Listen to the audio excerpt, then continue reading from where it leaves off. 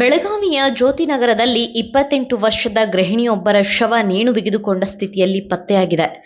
ಮೃತ ಮಹಿಳೆಯನ್ನ ಶ್ರೀನಿಧಿ ನಾವಿ ಎಂದು ಗುರುತಿಸಲಾಗಿದೆ. ಇಬ್ಬರು ಮಕ್ಕಳ ತಾಯಿಯಾಗಿದ್ದ ಶ್ರೀನಿಧಿ ನಾವಿ ಮನೆಯ ಕಿಟಕಿಯ ಗ್ರಿಲ್ಗೆ ನೇಣು ಹಾಕಿಕೊಂಡು ಸಾವಿಗೆ ಶರಣಾಗಿದ್ದಾರೆ. ಮೂಲಗಳ ಪ್ರಕಾರ ಕೌಟುಂಬಿಕ ಕಲಹ ಮತ್ತು ವರದಕ್ಷಿಣೆ ಕಿರುಕುಳದಿಂದ ಶ್ರೀನಿಧಿ ನೊಂದಿದ್ದರು ಎಂದು ತಿಳಿದುಬಂದಿದೆ. 2021ರಲ್ಲಿ ಶ್ರೀನಿಧಿ ಮತ್ತು ಸಂತೋಷ್ ಅವರ ವಿವಾಹ ನಡೆದಿದ್ದು, ಆರಂಭದಲ್ಲಿ ಸಂಸಾರ ಸುಗಮವಾಗಿದ್ದರೂ ನಂತರದಲ್ಲಿ ವೈಮನಸ್ಸು ಹೆಚ್ಚಾಗಿತ್ತು ಎನ್ನಲಾಗಿದೆ. ಈ ಸಂಬಂಧ ಬೆಳಗಾವಿ ಎಪಿಎಂಸಿ ಪೊಲೀಸ್ ಠಾಣೆಯಲ್ಲಿ ಪ್ರಕರಣ ದಾಖಲಾಗಿದ್ದು, ಮೃತರ ಪತಿ ಸಂತೋಷ್ ಅವರನ್ನ ಪೊಲೀಸರು ಬಂಧಿಸಿದ್ದಾರೆ.